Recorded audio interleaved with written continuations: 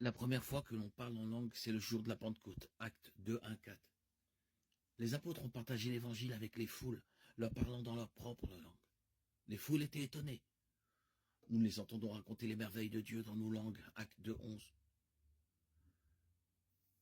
Le don de langue consiste à parler dans une langue que l'orateur n'a jamais apprise afin de servir quelqu'un qui parle cette langue. Dans Actes 2, 1, 4, les apôtres ont partagé l'évangile avec les foules, leur parlant dans leur propre langue.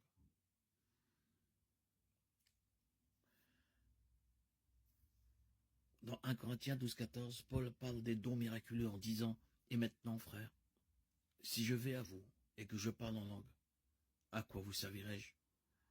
Si je ne vous apporte quelques révélations ou connaissances ou prophéties ou paroles d'instruction. » 1 Corinthiens 14, 6. Selon l'apôtre Paul, et en accord avec les langues décrites dans les actes, parler en langue est utile à celui qui entend le message de Dieu dans sa propre langue. Mais il est inutile à tout le monde, à moins qu'il ne soit interprété, traduit. Une personne qui avait le don d'interpréter les langues, 1 Corinthiens 12, 30, pouvait comprendre ce que disait un locuteur en langue, même s'il ne connaissait pas la langue parlée. L'interprète en langue communiquait alors le message de celui qui parlait en langue à tous les autres, afin que tous puissent comprendre. C'est pourquoi si quelqu'un parle en langue, qu'il prie pour que ce soit l'interprète qui interprète ce qu'il dit. 1 Corinthiens 14, 13.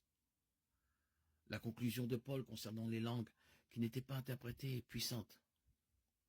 Or, dans l'Église, j'aime mieux dire 5 paroles intelligibles pour instruire les hommes que 10 000 paroles en langue. 1 Corinthiens 14, 19. Le don des langues est-il pour aujourd'hui? 1 Corinthiens 13, 8 mentionne la fin du don des langues, bien qu'il relie cette fin à l'arrivée des parfaits. Dans 1 Corinthiens 13, 10, certains évoquent une différence de temps entre les verbes grecs qui font référence à la prophétie et à la connaissance, qui cessent, et ceux qui font référence aux langues, qui cessent comme preuve que les langues ont cessé avant l'arrivée du parfait. Bien que cela soit une interprétation possible, cela n'est pas explicitement clair dans le texte. Certains évoquent également des passages tels que Ésaïe 28, 11 et Joël 2, 28, 29, comme preuve que le parler en langue était un signe du jugement prochain de Dieu. 1 Corinthiens 14, 22 décrit les langues comme un signe pour les incrédules. En utilisant ce verset, certains exégètes soutiennent que le don des langues était un avertissement aux Juifs que Dieu allait juger Israël pour avoir rejeté Jésus-Christ comme Messie. Par conséquent, lorsque Dieu a effectivement jugé Israël avec la destruction de Jérusalem par les Romains en 70, après Jésus-Christ, le don des langues n'a plus rempli son but prévu. Ce point de vue est également possible. Mais le but premier des langues qui sont accomplies n'exige pas nécessairement la cessation du don. L'Écriture n'affirme pas de manière concluante que le don de parler en langue a cessé. En même temps, si le don de parler en langue était actif dans l'Église aujourd'hui, il serait exercé en accord avec l'Écriture. Ce serait un langage réel et intelligible. 1 Corinthiens 14, 10. Il aurait pour but de communiquer la parole de Dieu à une personne parlant une autre langue. Acte 2, 6, 12. Il serait exercé dans l'Église en accord avec le commandement que Dieu a donné par Paul.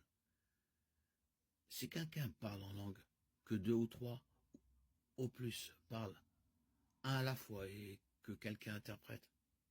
S'il n'y a pas d'interprète, ceux qui parlent se tiennent dans l'Église et parlent à lui-même et à Dieu. 1 Corinthiens 14, 27, 28. Ce serait également en accord avec 1 Corinthiens 14, 33, car Dieu n'est pas un Dieu de désordre, mais de paix, comme dans toutes les églises des saints. Dieu peut certainement donner à une personne le don de parler en langue pour lui permettre de communiquer avec une personne qui parle une autre langue. Le Saint-Esprit est souverain dans la diffusion des dons spirituels. 1 Corinthiens 12, 11. Imaginez à quel point les missionnaires pourraient être plus productifs s'ils n'avaient pas besoin d'aller à l'école de langue et étaient instantanément capables de parler aux gens dans leur propre langue.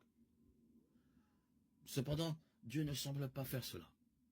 Les langues ne semblent pas se produire aujourd'hui de la même manière que dans le Nouveau Testament, malgré le fait qu'elles seraient extrêmement utiles. La majorité des croyants qui prétendent pratiquer le don de parler en langue ne le font pas en accord avec les Écritures mentionnées. Ces faits conduisent à la conclusion que le don des langues a cessé, ou est au moins une rareté dans le plan de Dieu pour l'Église aujourd'hui.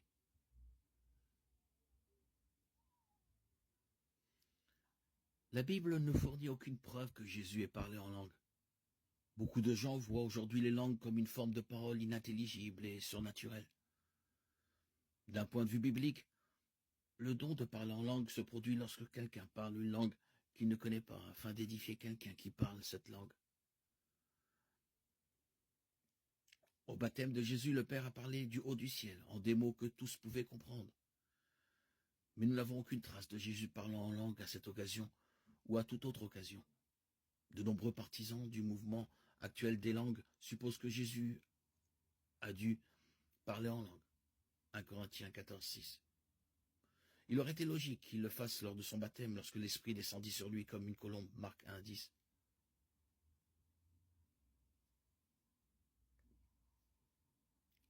Jésus leva les yeux au ciel et poussa un profond soupir. Cependant, un soupir n'est pas la même chose que le don surnaturel des langues.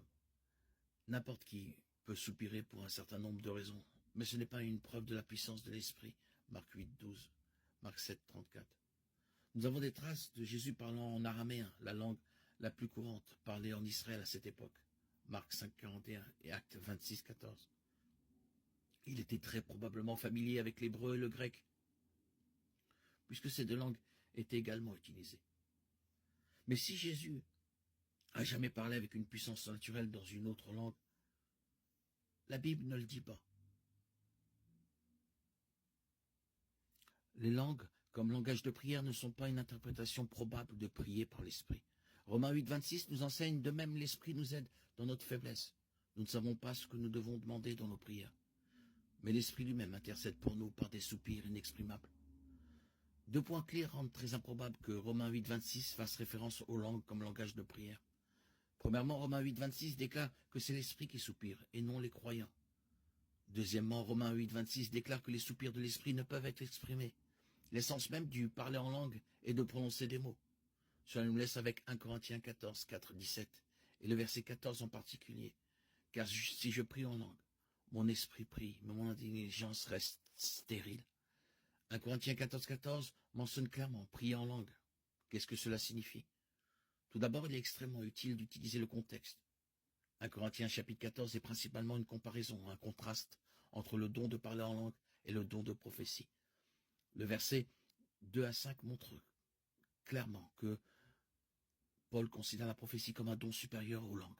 En même temps, Paul souligne la valeur des langues et déclare qu'il est heureux de parler en langue plus que quiconque. Acte 2 décrit la première occurrence du don des langues. Le jour de la Pentecôte, les apôtres ont parlé en langue. Ce chapitre 2 montre clairement que les apôtres parlaient en langue humaine, Acte 2, 6, 8. Le mot traduit par langue dans Actes chapitre 2 et 1 Corinthiens chapitre 14 est glossa, qui signifie langue. C'est le mot à partir duquel nous obtenons notre glossaire anglais moderne. Parler en langue était la capacité de parler dans une langue que l'orateur ne connaissait pas, afin de communiquer l'évangile à quelqu'un qui parlait cette langue. Dans la région multiculturelle de Corinthe, il semble que le don des langues ait été particulièrement précieux et important. Les croyants corinthiens étaient capables de mieux communiquer l'évangile et la parole de Dieu grâce au don des langues. Cependant, Paul a clairement indiqué que même dans cet usage des langues, il devait être interprété ou traduit. 1 Corinthiens 14, 13. Un croyant corinthien parlait en langue proclamant la vérité de Dieu à quelqu'un qui parlait cette langue, et ensuite ce croyant ou un autre croyant de l'Église devait interpréter ce qui était dit, afin que toute l'assemblée puisse comprendre ce qui était dit. La prière en langue ou parler en langue n'est pas ce qui détermine le salut. Un chrétien mature ne peut pas être distingué d'un chrétien immature parce qu'il parle en langue. L'existence ou non de la prière en langue, ou parler en langue en tant que langage de prière personnel, n'est pas un principe fondamental de la foi chrétienne. Ainsi, bien que nous croyons que l'interprétation biblique de la prière en langue s'éloigne de l'idée d'un langage de prière privé pour l'édification personnelle, nous devons reconnaître que beaucoup de ceux qui pratiquent ce genre de pratique sont nos frères et sœurs en Christ et méritent notre amour et notre respect.